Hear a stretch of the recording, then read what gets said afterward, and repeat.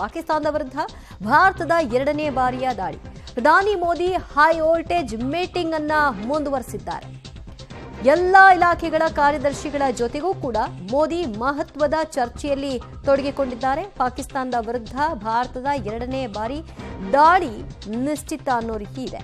ಯಾಕಂದ್ರೆ ಮೊದಲ ಈ ಆಪರೇಷನ್ ಸಿಂಧೂರ ನಡೆಯೋದಕ್ಕೂ ಮೊದಲು ಕೂಡ ಪಹಲ್ಗಾಮ್ ಪ್ರತೀಕಾರವಾಗಿ ಏನ್ ಮಾಡಬೇಕು ಅನ್ನೋದ್ರ ಬಗ್ಗೆ ಸುದೀರ್ಘ ಚರ್ಚೆಗಳಲ್ಲಿ ತೊಡಗಿಕೊಂಡಿದ್ರು. ಹಲವಾರು ಮೀಟಿಂಗ್ಗಳನ್ನ ನಡೆಸಿದ್ರು. ಮೂರೂ ಸೇನೆಯ ಮುಖ್ಯಸ್ಥರ ಜೊತೆಗೆ ಸರ್ವಪಕ್ಷ ಸಭೆಗಳಾಯಿತು. ಆನಂತರದಲ್ಲಿ ಸಂಪುಟದಲ್ಲಿ ಈ ಬಗ್ಗೆ ಚರ್ಚೆಯನ್ನು ನಡೆಸಿ ಕೊನೆಗೊಂದು ತೀರ್ಮಾನ ತೆಗೆದುಕೊಂಡು ಮೊನ್ನೆ ಏರ್ ಸ್ಟ್ರೈಕ್ ಅನ್ನು ನಡೆಸಲಾಯಿತು.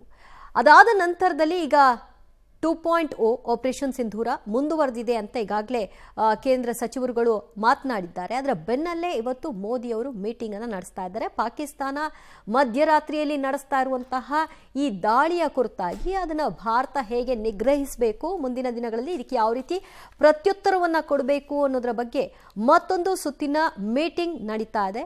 ಈ ಮೀಟಿಂಗ್ನಲ್ಲಿ ಸುದೀರ್ಘ ಚರ್ಚೆ ನಡೆಸಲಾಗ್ತಾ ಇದೆ. ನಡೆದಿರುವಂತಹ ಘಟನಾವಳಿಗಳು, ಆಪರೇಷನ್ ಸಿಂಧೂರದ ಮುಂದುವರೆದ ಭಾಗ, ಇದೆಲ್ಲದರ ಕುರಿತಾಗಿ ಮೀಟಿಂಗ್ ನಡೀತಾ ಇದೆ. ಇನ್ನು ಪಾಕಿಸ್ತಾನದ 2 ಏರ್ ಡಿಫೆನ್ಸ್ ಸಿಸ್ಟಮ್ಗಳನ್ನು ಹಾಳು ಮಾಡಲಾಗಿದೆ.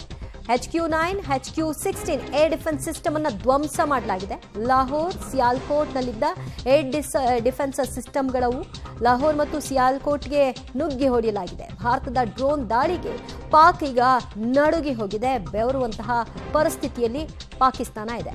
ಪಾಕಿಸ್ತಾನದ 2 ಏರ್ ಡಿಫೆನ್ಸ್ ಸಿಸ್ಟಮ್ ಅನ್ನ ಧ್ವಂಸಗೊಳಿಸಲಾಗಿದೆ, ಉಳಿಸ್ ಮಾಡಲಾಗಿದೆ. HQ-9 ಮತ್ತು HQ-16 ಏರ್ ಡಿಫೆನ್ಸ್ ಸಿಸ್ಟಮ್ ಅನ್ನ ಈ ಧ್ವಂಸ ಆಗಿರುವಂಥದ್ದು.